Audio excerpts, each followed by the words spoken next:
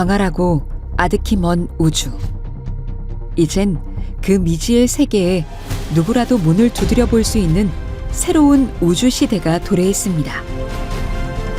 누리호 3차 발사에 성공한 후 민간 발사체 생태계를 구축 중인 대한민국. 전통 우주 강국이 지배하는 세계 발사체 시장에서 우리가 나아가야 할 방향은 무엇일까? 최첨단 기술, 혁신적인 아이디어, 다양한 플랫폼으로 승부하는 본격적인 우주 경제 시대에 대한민국이 당당히 도전장을 내밉니다.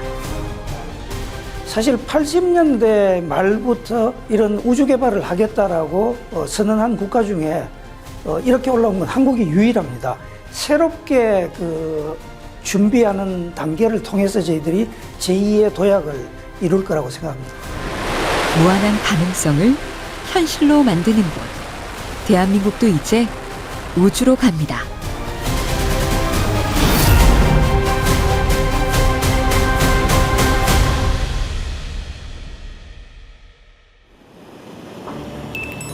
전남 고흥에 위치한 나로 우주센터.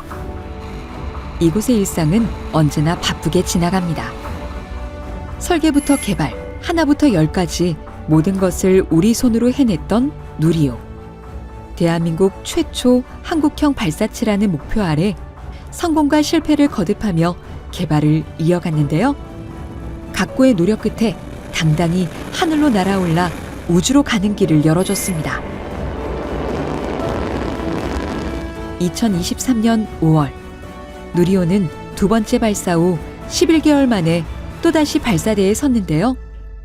1차 발사 땐 위성 모사체만, 2차 발사 땐 성능 검증 위성과 위성 모사체를 탑재한 것과 달리 3차 발사에선 차세대 소형 위성 2호와 큐브 위성 7기를 싣고 날아갔습니다. 차세대 소형 위성 2호와 큐브 위성 5기를 성공적으로 목표 궤도에 안착시키며 누리호의 발사 신뢰성을 높이고 위성 수송 능력을 입증하는 데 성공했죠. 누리호와 함께 우주로 향한 차세대 소형 위성 2호는 지구 관측 영상을,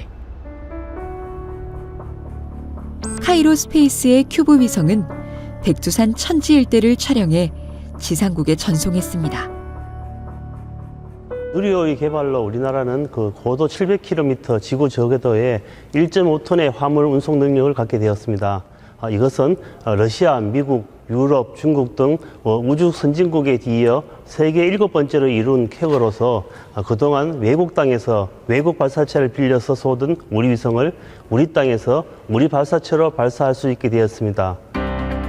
누리호는 대한민국 우주 발사체의 발사 성공률과 우주 기술에 대한 신뢰도를 높이기 위해 2027년까지 총 3번의 추가 발사를 준비하고 있습니다. 한국형 발사체 고도화 사업이라는 이름이 붙은 이 과정은 발사의 단순 반복이 아니라 민간에 단계적으로 기술을 이전해 국내 발사체 산업 생태계를 육성하는 사업입니다.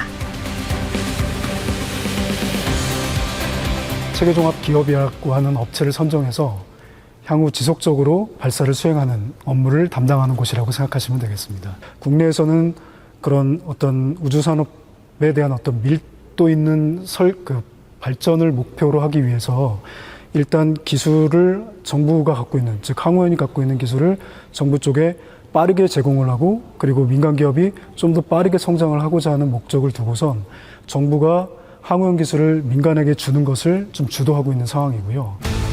지난 2022년 항우연은 한국형 발사체 고도화 사업을 공동 주관할 민간 기업으로 하나 에어로스페이스를 선정했는데요. 이 업체는 설계부터 제작, 조립, 발사 운용 등 종합적인 발사체 기술을 이전받고 체계 종합 역량과 실증 기회를 확보하게 됩니다. 한화 에어로스페이스 같은 경우에는 누리호를 6차 발사까지 성공한 이후에 일정 부분에 대한 설계 개선을 통해서 자체적으로 7호기 이후에 대한 발사체 개발을 적극적으로 수행할 것을 지금 목표로 하고 있는 것으로 알고 있습니다. 단체계 종합 업무를 수행하도록 계약이 되어 있습니다. 그 단체계 종합을 수행하는 데 있어서 필요한 단조립 공장을 하나 에어로스페이스가 자체적으로 순천, 독자적으로 구축을 하고 지금 계획상으로는 FM 5호기부터 하나가 순천 단조립 공장에서 자체적으로 총조립을 수행할 계획을 갖고 있습니다. 민간 기업이 우주 산업을 주도하는 뉴 스페이스 시대. 특히 스타트업들이 전 세계 뉴 스페이스의 굵직한 흐름을 좌우하고 있다고 해도 과언이 아닌데요. 국내에서도 다양한 우주 스타트업들이 두각을 나타내고 있습니다. 그중 새 기술로 끊임없이 도전하는 한국판 뉴 스페이스 기업을 만나기 위해 청주로 향했습니다. 여긴 2017년 9월에 설립된 민간 우주 발사체 스타트업 이노스페이스의 제조 공장입니다. 대한민국 민간 기업 최초로 독자 개발한 시험 발사체 발사에 성공한 저력 있는 기업인데요. 이곳만의 차세대 우주 모빌리티 플랫폼을 만들어 나가기 위해 매일같이 실험과 연구, 개발을 반복하고 있습니다. 모든 부품이 완벽하게 작동해야 비로소 우주에 닿을 수 있는 우주 발사체. 그렇기 때문에 아무리 작은 나사 하나라도 집중을 다해 조립해야 합니다. 볼트를 잘못 조이게 되면 안에 그 나사 홀들이 다 망가지게 되거든요. 그러면은 이 제품을 다시 재가공을 들어가게 되면 엄청 그 조립 기간이 딜레이가 생기게 되고, 이렇게 되면은 제 시간 안에 조립을 할 수 없어서 엄청 단순해 보이지만 엄청 신경을 기해야 되는 그런 작업이라고 볼 수 있습니다. 그렇게 6년의 세월을 쏟아 상업 발사에 사용될 소형 발사체인 한빛 나노의 1단 엔진 비행 성능 검증용 시험 발사체 한빛 TLV를 개발했습니다. 이들은 하이브리드 로켓 엔진이 정상 작동하는지, 또 안정적인 추력이 가능한지를 검증하기 위해 지구 반대편에 있는 브라질 알칸타라 우주센터로 향했습니다. 그리고 2023년 3월 20일 한빛 TLV는 4분 33초 동안 정상 비행 후 브라질 해상안전설정구역에 정상 낙하하며 발사에 당당히 성공했습니다. 모든 저희 임직원들을 격려해주고 그것만으로도 누구도 가본 길이 아닌 새로운 길을 개척했다는 의미에서 그 의미가 크다고 봤고, 저희가 목표했던 결과대로 비행을 했다는 걸 알고 나서는 뭐 1차적으로는 이제 안도감, 그리고 그 다음에는 이제 부담감, 그다음에 책임감, 이런 것들이 몰려왔던 것 같습니다.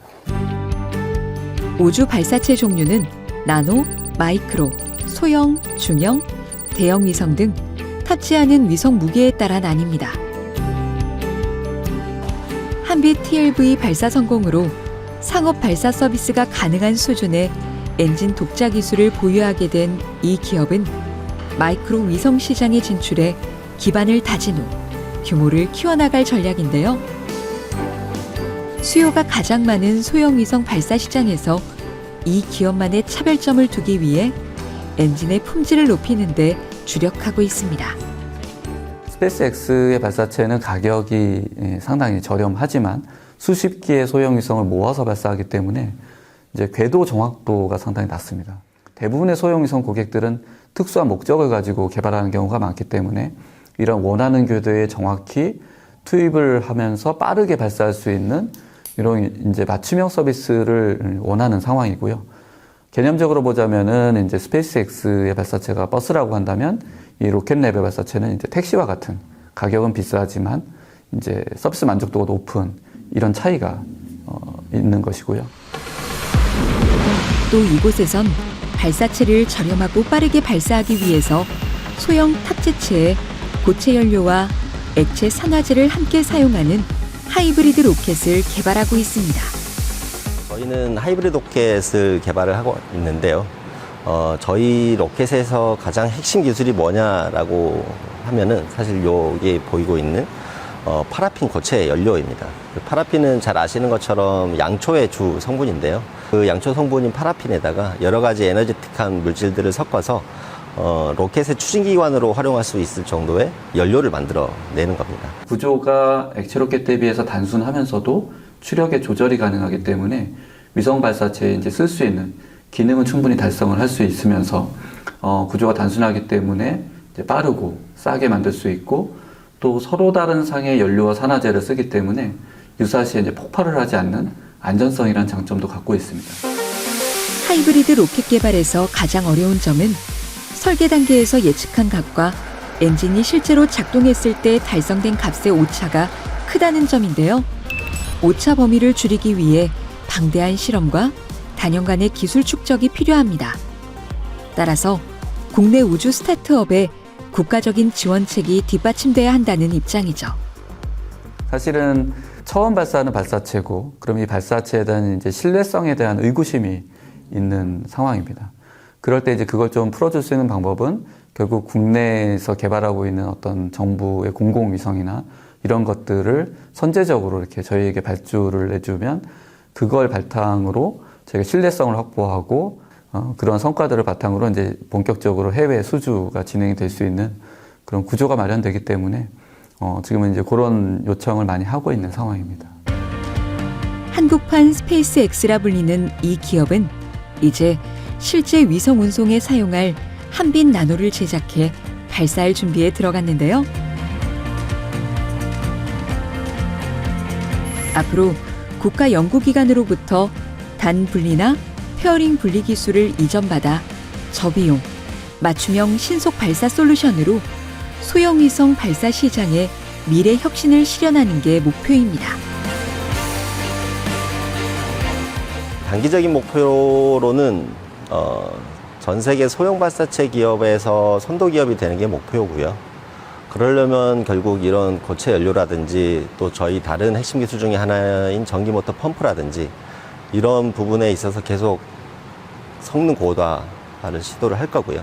기초 기술, 기본 기술, 핵심 기술들에 대해서 하나씩 성능 고도화를 시켜나가면서 발사체의 성능을 업그레이드하고 있고요. 그리고 결국에는 뉴스페이스 시장에서는 시장 경쟁력, 결국 발사 비용이 될 텐데 그 발사 비용을 줄이려는 노력들도 지금 계속해서 같이 하고 있습니다. 치열한 경쟁 속에서 무한 성장을 이루고 있는 세계 우주 강국들. 최근엔 발사 비용 절감을 목표로 기술 개발에 뛰어들고 있지만 아직까지 미국의 스페이스X 외에 이렇다 할 성공 사례가 없습니다. 그만큼 어려운 도전이죠. 일본은 발사체 내부 센서의 90%를 자동차 부품으로 대체해 발사 비용을 줄인 H3 발사체를 개발했는데요. 발사 15분 만에 기체가 파괴되며 발사에 실패하고 말았죠. 19년간 5번의 고체 연료 로켓 발사에 모두 성공했던 일본으로선 큰 충격이었습니다. 関係する皆様、そして多くの国民の皆様のご期待に応えられず深くお詫びを申し上げます。 중력을 거슬러 먼 우주 공간에 우주인과 우주선, 인공위성을 올려놓는 것은 역사 깊은 우주 강국에게도 결코 쉽지 않은 과제입니다.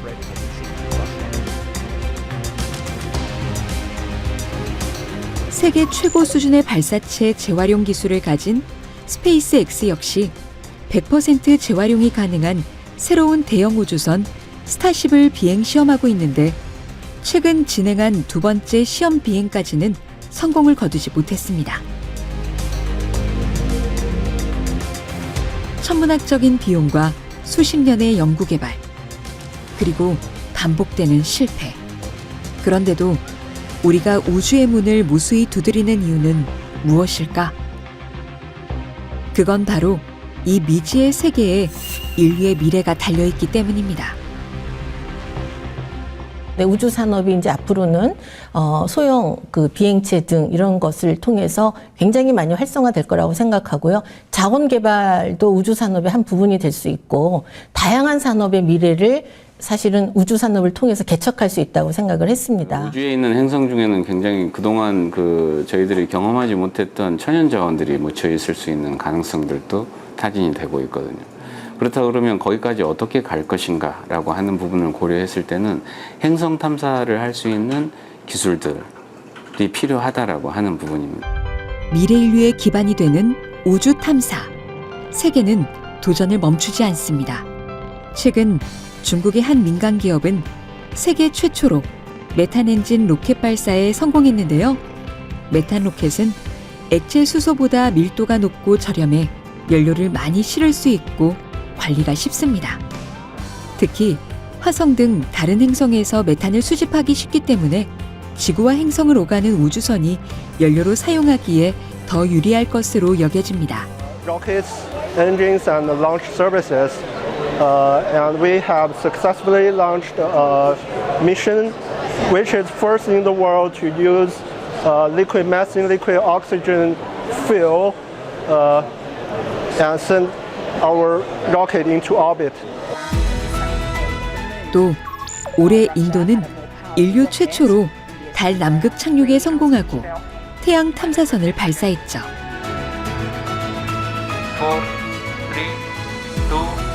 3, 2, 1, 0. 짧은 기간에 거대 프로젝트를 잇따라 실행한 인도 역시 민간 부문의 우주 산업을 활성화시키는 데 역량을 집중하고 있습니다.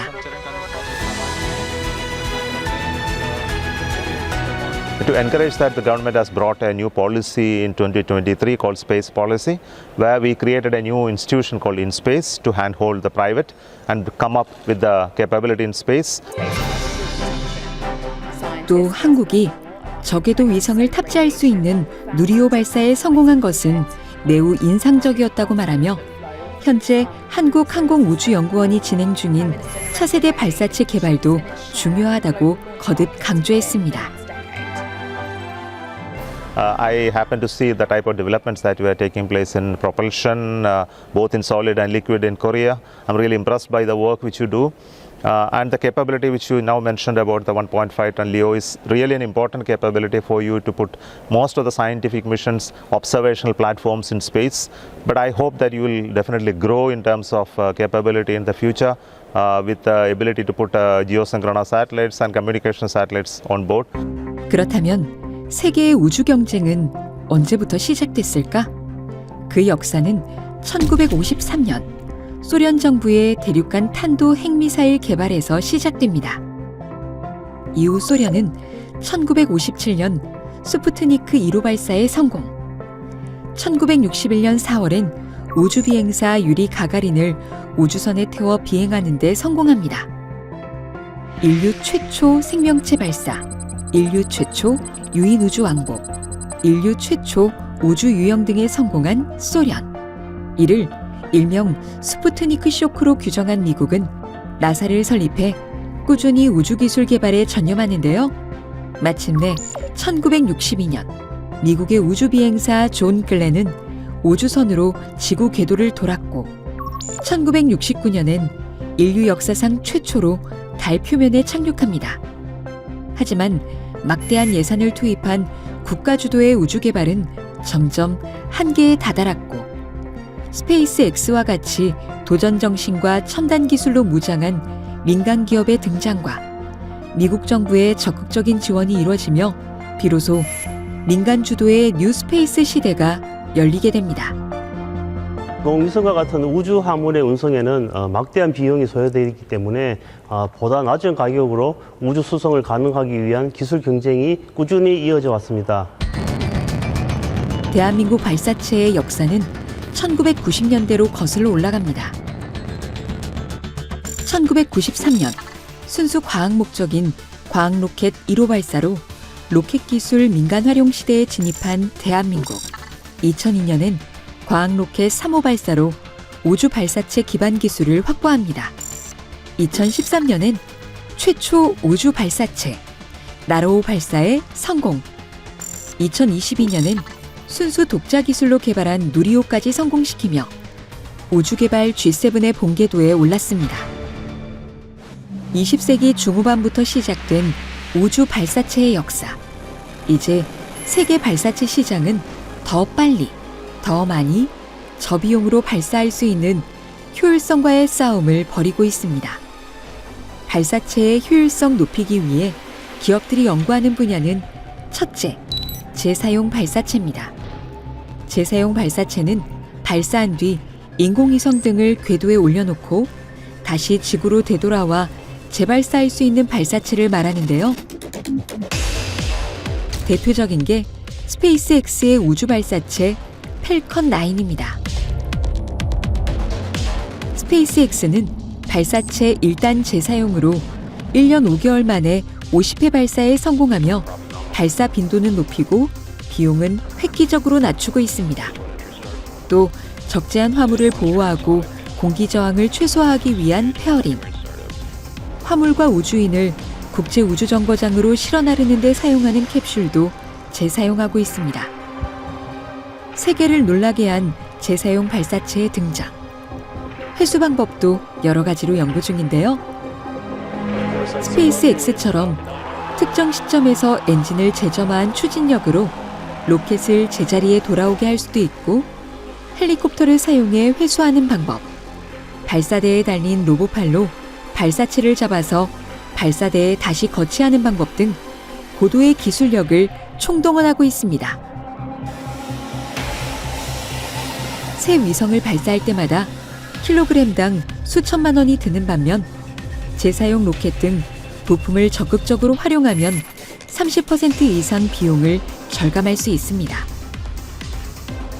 재사용 발사체 기술을 완성함으로써 저비용 우주 운송이 현실화가 되자 발사 시장 점유를 위한 저비용 발사체 경쟁이 촉발되었고, 그로 인해 저비용화에 큰 장점을 가진 재사용 발사체 개발이 전 세계적인 트렌드가 되었습니다.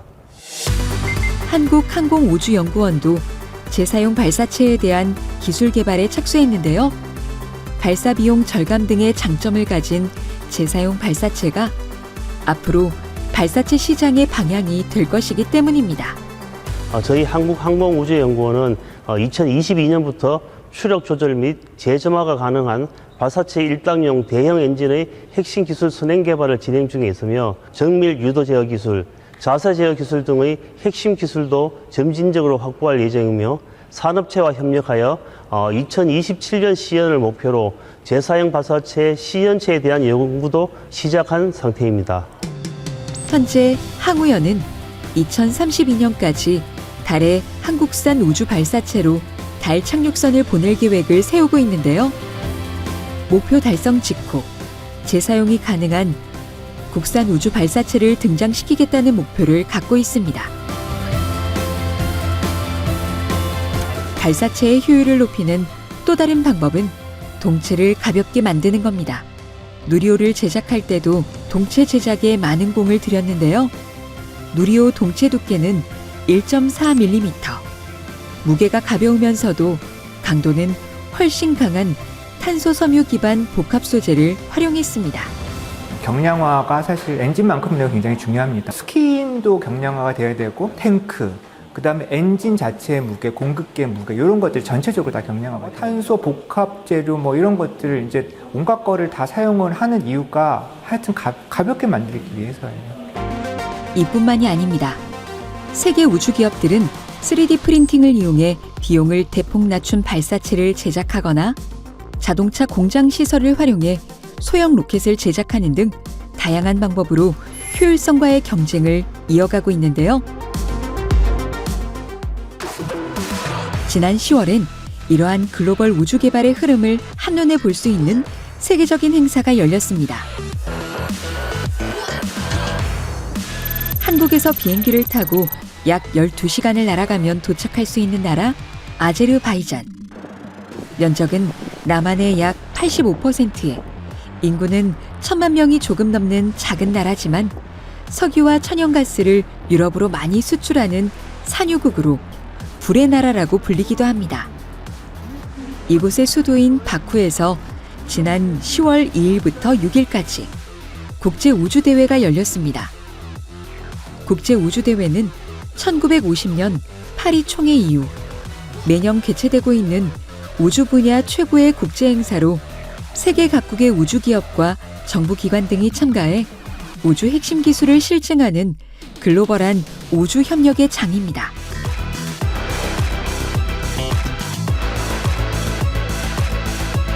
대한민국도 지난 2009년 대전에서 제60차 대회를 개최한 바 있죠.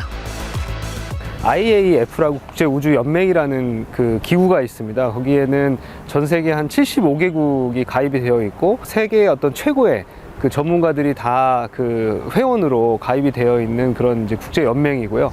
그 IAF라고 하는 국제 연맹에서 매년 그 회원국을 돌아가면서 개최를 하는 올해는 글로벌 도전과 기회, 우주의 기회를 주자라는 중심 주제 아래 미국 나사, 중국, 일본, 터키 등 90개국, 150여 개의 기관과 업체들이 참가해 다양한 우주 기술을 선보였습니다. 우주 기업들은 끊임없이 도전하고 시도해온 우주 개발 성과와 야심찬 미래 비전을 선보였고, 우주 기술을 글로벌 문제 해결에 적극적으로 활용하고 새로운 도전의 기회를 찾자는 메시지를 전달했습니다. 올해 대한민국은 국내 기관과 기업들이 대거 참여해 한국항공우주연구원과 공동으로 부스를 꾸렸는데요. 항우연은 한국 첫 달 궤도선인 다누리 등의 성과를 내세우며 우주 개발 플레이어로서의 존재감을 전 세계에 알렸고, 각 기업들은 세계 시장에 진출하기 위해 해외 마케팅에 심혈을 기울였습니다. 전시관도 마련이 되고요. 그 전시관에는 기업들, 기관들이 다 나와서 자기가 가진, 그리고 세계인들에게 알리고 싶은 그런 그 기술들을 홍보를 하기도 하고, 학술적으로는 테크니컬 세션이라고 해서 이제 기술들을 공유하는 그런 세션들이 진행이 되고, 또 전체 흐름을 본다는 측면에서는 플래너리 세션 프로그램들이 마련돼서 거기에서 이제 이 세계적인 흐름, 뭐 올해 같은 경우는 특히 이제 우주 탐사가 주로 그 주제가 되고 달 탐사 위주로 그런 이야기들을 기관과 기업들이 함께 모여서 하는 그런 공간들이 마련이 되고 있습니다. 이번 대회에선 우주 분야 세계 최고 권위를 가진 국제우주연맹의 2023 세계우주상 시상식도 함께 마련됐는데요. 팀 수상자로는 제임스 웹 우주망원경팀이, 개인 수상자는 스페이스X 설립자인 일론 머스크가 선정됐습니다.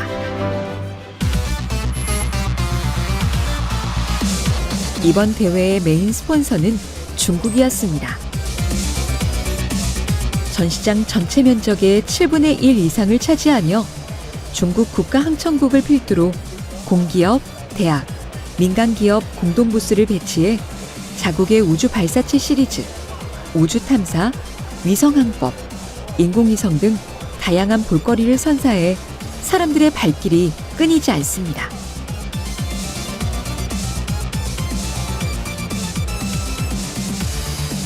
또 사우디아라비아와 아랍에미리트, 인도 등 그동안 우주개발 역사에서 두각을 나타내지 못했던 국가들이 우주개발 분야의 국제 협력을 적극적으로 모색하며 존재감을 드러냈습니다.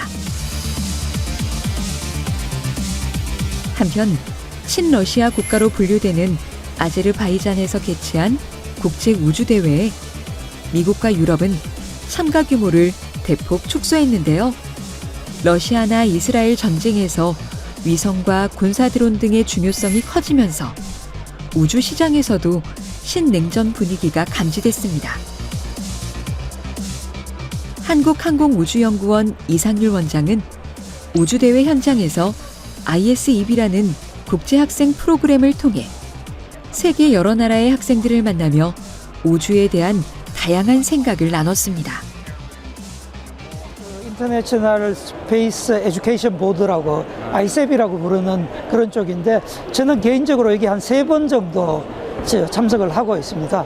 그래서 이제 우주에 관심 있고 이런 사람들을 여기에 참여시켜 가지고 어떻게 보면 우주 전문가들하고 우주 기관장 하고 대화를 통해서 이제 학생들한테 도움을 주고 하는 그런 프로그램입니다. 세계 각국의 우주 전문가들이 모인 국제 우주대회. 세계 학생들에겐 더 큰 세상을, 우주 기업들에겐 또 다른 비전을 보여주고 있습니다. 기업들에 대한 우주의 관심 이런 것들이 지금 여실히 드러나는 것 같습니다. 특히 또 카리가 지원하고 있는 스타트업이나 중소업체들이 지금 작년 IAC에 참석해서 좋은 결과를 내고 있고요. 또 그래서 올해도 또 굉장히 적극적으로 참여를 해서 수준 높은 우주 기술을 선보이는 해외 기업들 사이로 반가운 얼굴도 보입니다.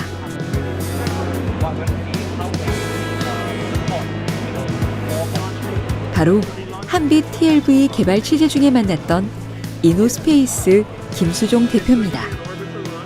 저희 이제 고객이 될 수 있는 위성 제작사에서 이제 그간에 이제 논의했던 내용들을 실제로 이제 페이스 투 페이스로 만나면서 뭐 그 논의했던 내용에 대해 이제 확인을 하고 실제 이제 계약에 대한 구체적인 논의를 하는 그런 이제 미팅이 이 IAC 기간 동안 이제 촘촘하게 잡혀 있고요. 그 미팅을 계속 하고 있는 그런 과정입니다. 이 기업은 국내 우주대회의 전시관을 마련해 현 기술력과 그간의 성과, 앞으로의 비전 등을 홍보하고 있었는데요. 우주대회를 찾아온 방문객들과 쉴 새 없이 상담을 이어가고 있었습니다. 그간에 뭐 메일로만 주고받던 그 분들이 한 지금으로서는 2개 기관 정도가 실제 이 기간 내에 좀 계약을 좀 할 수도 있을 정도로 진전이 될 걸로 기대하고 있습니다. 뜨거운 우주개발 열풍 속에서 세계 기업들은 자신들의 기술력이 우주에서 실현되길 고대하며 묵묵히 길을 걸어가고 있습니다.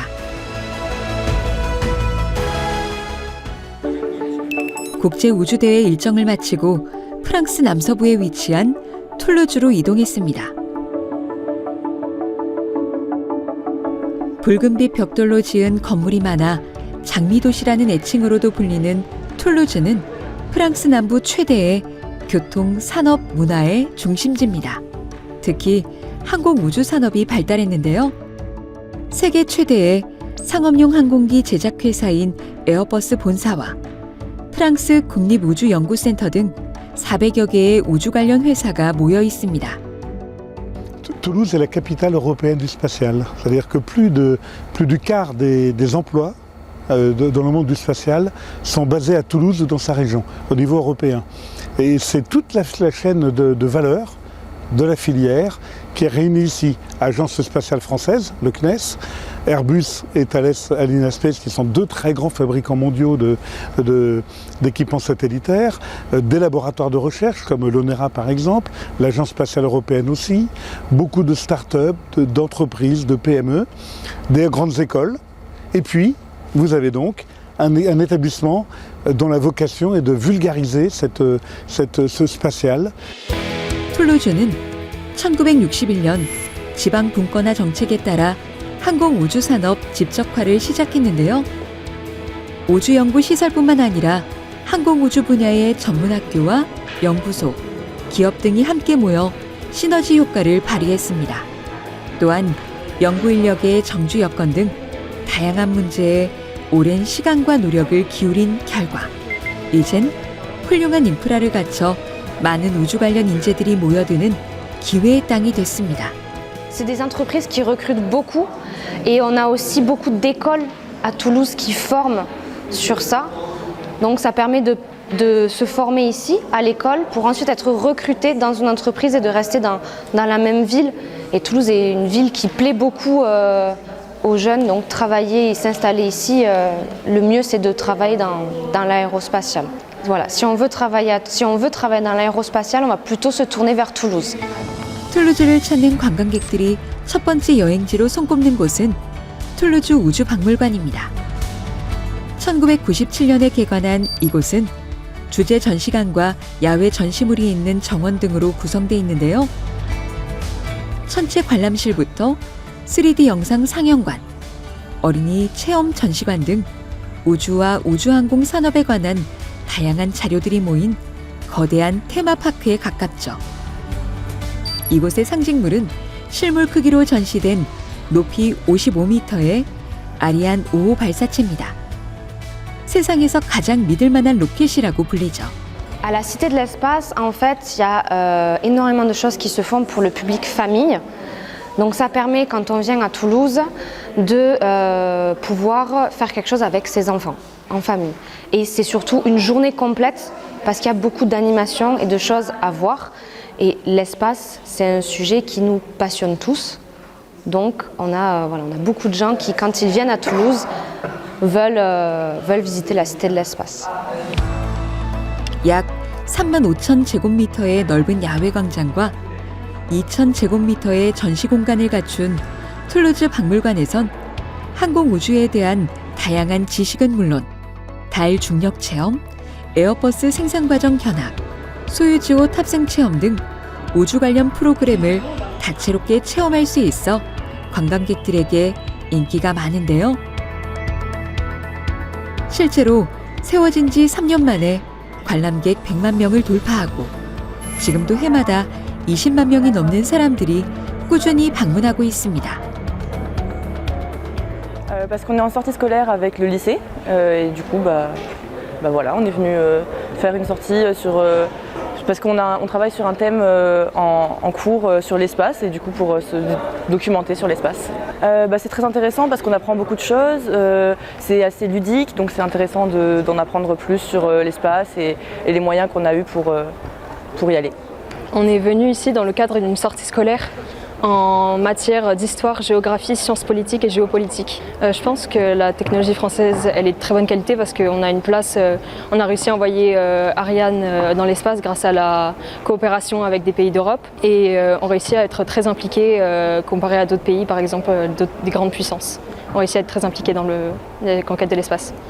민간 우주 산업을 육성해 우주 경제의 주인공이 되겠다는 대한민국의 비전은 세계적인 추세와도 맞닿아 있습니다. 은퇴자의 도시에서 세계 최대 우주 도시로 발돋움한 미국 올랜도는 발사체 클러스터와 관광 자원을 결합해 우주 클러스터를 조성했고, 프랑스 툴루즈는 1,700여 명의 과학자들이 우주 연구 개발 계획을 추진하는 핵심 조직 툴루즈 우주센터를 설립 후 다양한 우주 기업과 대학, 연구소 등을 밀집시킨 연구 중심의 클러스터를 조성, 유럽 우주 산업의 전진 기지이자 발전소로서 역할을 수행하고 있습니다. 우리나라도 고흥과 대전, 경남에 우주 산업 클러스터 삼각체계를 구축 중인데요. 민간 주도의 우주 개발 역량 강화와 자생적 생태계 조성을 위해선 이 삼각체계를 한국형 뉴스페이스 클러스터로 발전시켜 나가야 할 것입니다. 더 많은 위성이 발사가 돼야 되고 우리나라 발사체로 잘 발사를 할 수 있는 그런 여건이 돼야 될 거고 결국은 이제 그런 우주 산업 전체가 잘 되면은 이제 이게 선순환이 돼가지고 결국은 이제 지역에서도 발사체를 더 많이 사용을 해가지고 경제도 이제 이렇게 일어날 것 같고 그다음에 또 발사 이벤트가 또 이렇게 많이 생기면은 뭐 구경으로 많이 사람들도 오시겠죠. 작년 12월 21일에 지정된 고흥, 대전, 사천 이 삼각체계가 어떻게 조화롭게 안착하느냐에 우리나라 우주 산업의 성패 여부가 달려 있다는 것도 이러한 이유 때문입니다. 현재 경남은 위성 산업의 주력 산업화를 목표로 적기에 위성 개발을 지원하고 핵심 인프라를 선제적으로 구축 지원해 산업 생태계를 조성해 나간다는 계획이며, 대전은 미래의 도전적 우주 연구의 허브를 목표로 우주 산업 경쟁력 향상을 위한 선도형 연구 개발과 우수 연구 인력 양상에 주력할 계획입니다. 또 고흥은 아시아의 우주항 도약을 목표로 현재 가장 시급히 요구하고 있는 민간 발사장을 신규 구축할 예정이며, 발사장 인근에 조립동 등을 신설해 민간 기업의 발사 서비스가 원활히 이루어질 수 있도록 지원할 계획입니다. 특히 전남은 민간 발사체 관련 기술이 선진국 대비 18년이나 뒤진 것을 감안해 앵커 기업 유치와 이를 위한 발사체 특화 국가산업단지를 조성하겠다고 밝혔는데요. 2028년까지 나로 우주센터 인근에 3,800억 원을 들여 액체와 고체 발사체 기반 제조시설을 조성할 계획입니다. 50만 평 규모로 국가산업단지가 들어서기 때문에 이 발사체를 이제 제조를 해야 될 거 아닙니까? 그렇게 해서 국가산업단지가 들어오고 그래서 또 거기서도 양질의 많은 일자리가 창출될 겁니다. 민간 우주산업 활성화를 위해 꼭 구축해야 할 중요한 기반 시설 중 하나가 발사장입니다. 국가별 우주 발사체 발사장 보유수는 미국이 압도적인 1위이며 러시아, 중국 순으로 이어지죠. 전남 고흥 나로 우주센터에도 나로 누리호 전용 발사장은 있지만 민간 우주 기업을 위한 발사장은 전무합니다.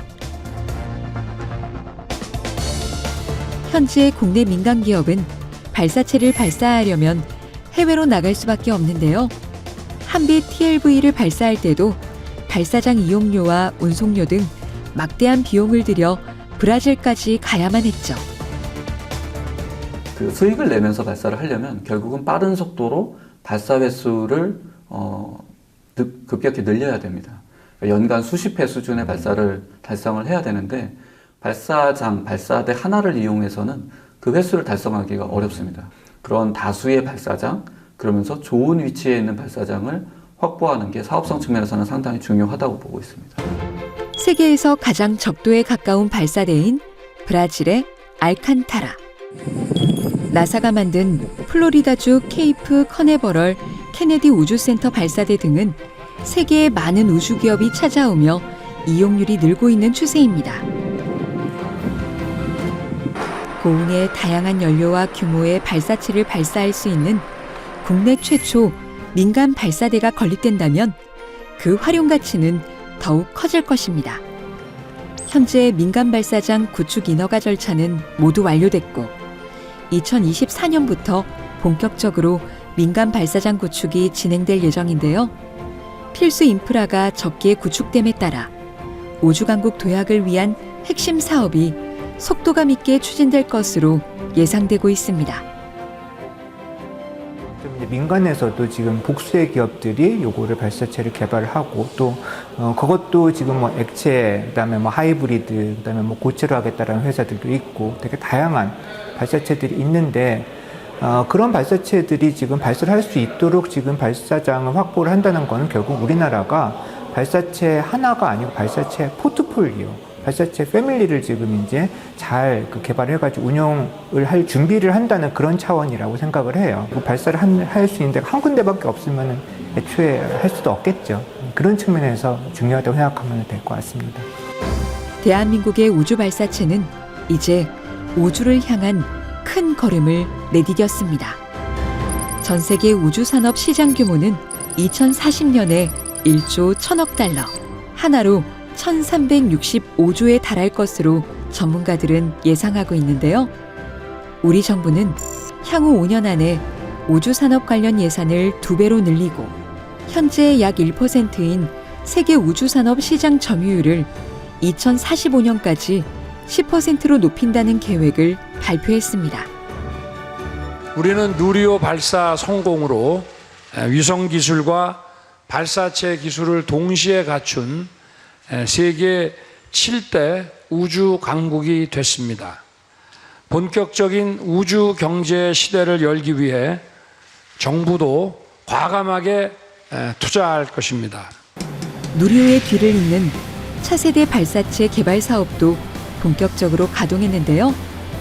차세대 발사체는 지구와 약 38만 킬로미터 떨어진 달 궤도에 1.8톤의 인공위성을 실어 나를 수 있는 로켓으로 2030년대 달 화성 탐사 실험과 실용 인공위성 발사 수요를 대비하기 위해 개발하는 발사체입니다. 누리호 대비 성능이 3배가량 높아지는데요. 차세대 발사체는 평균 38만 킬로미터 떨어진 달 궤도까지 갈 수 있고 누리호가 지구 저궤도 위성 수송용으로 개발됐다면 차세대 발사체는 달 착륙선 발사와 지구 저궤도 대형 화물 수송이 목표입니다. 지구 저궤도에 한 3톤 정도를 올릴 수가 있는데 지금 이제 차세대 발사체는 그보다 한 3배 정도 더 10톤 이상을 올리는 거를 지금 목표로 하고 있고 장기적으로는 이제 우리나라 전체 우주 탐사 위성 발사 수요를 갖다가 수용하기 위한 발사체로 지금 개발되고 있습니다. 그래서 장기적으로는 2040년까지의 국내 위성 수요들을 감당할 수 있는 발사체라고 보시면 되고 단기적으로 보면은 지금 현재 전체 달 탐사 계획을 갖다가 지원하기 위해서 지금 개발이 되고 있고 2032년 달 착륙을 목표로 지금 현재 개발이 되고 있습니다. 차세대 발사체는 다단 연소 사이클 엔진을 적용하는데요.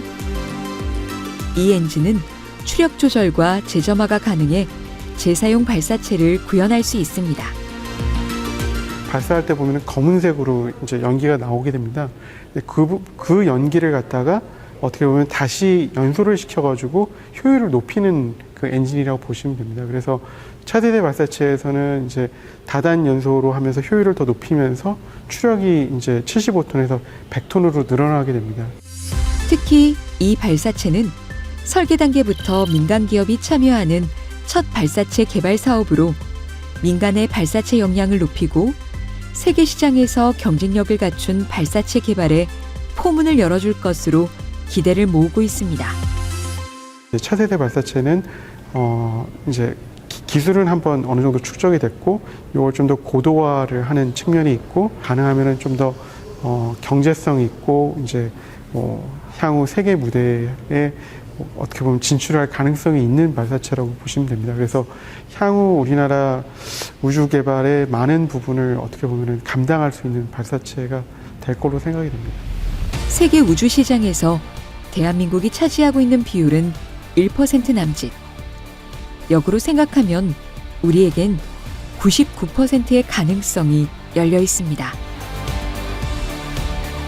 대한민국이 필요할 때 우주 공간 어디로든 인공위성이나 우주선을 수송할 수 있는 강력한 성능의 독자적인 우주 발사체의 확보가 현실로 다가오고 있습니다. 꿈이라고 얘기할 수 있을 것 같아요. 진짜 저희 회사에 합류한 모든 임직원들은 로켓을 내 손으로 만들어 한번 발사해보자. 여기부터 우리나라 로켓으로 세계에 우리나라를 우주강국으로 날려보자. 이런 이제 조금 더 큰 그런 꿈, 그걸 위해서 이제 달려가고 있다. 대한민국 우주기술은 정부의 전폭적인 지원과 틀을 깨는 민간 기업의 창의적인 도전이 무수히 융합하고 진화하며 세계가 놀랄 정도로 빠르게 성장하고 있습니다. 대한민국의 오랜 염원이었던 우주 발사체 개발의 길, 나로우와 누리호가 우주를 향해 갈 때 우리는 희망을 보았고 이젠 상상 속에서만 펼쳐졌던 일들이 현실에서 이뤄지고 있습니다. 선진국이 지금 하지 않거나 계획하고 있는 거를 우리도 좀 창의적으로 할 필요가 있습니다. 그래서 정책도 지금까지의 일방적인 어떤 개발 위주보다는 다양한 부분을 고려를 해야 되고 거기에 따른 또 전문 인력도 훨씬 더 많이 양성을 해야 되고 아마 이제 그야말로 머나먼 우주를 우리가 마음껏 좀 누비는 그런 계기가 되지 않을까 생각합니다. 오직 우리의 힘으로 날아오르는 대한민국의 더 로켓. 뉴 스페이스 시대. 새로운 비상을 시작합니다.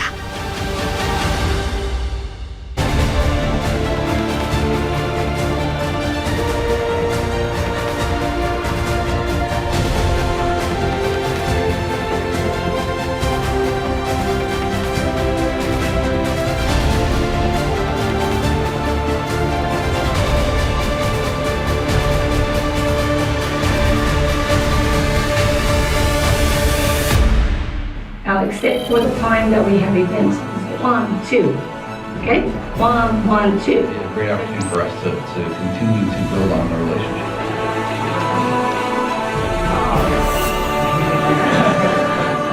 대한민국 우주 발사체의 한 획을 긋는 사람이 되고 싶다. 가장 좋은 성능을 갖는 그런 물건을 제가 만들어내고 싶습니다. 저희 나라의 우주 개발에 그런 도움이 보탬이 되고자 하는 그런 꿈이 있습니다. 하늘을 건너서 우주로, 새로운 달로, 화성으로 나갈 차례라고 생각을 합니다.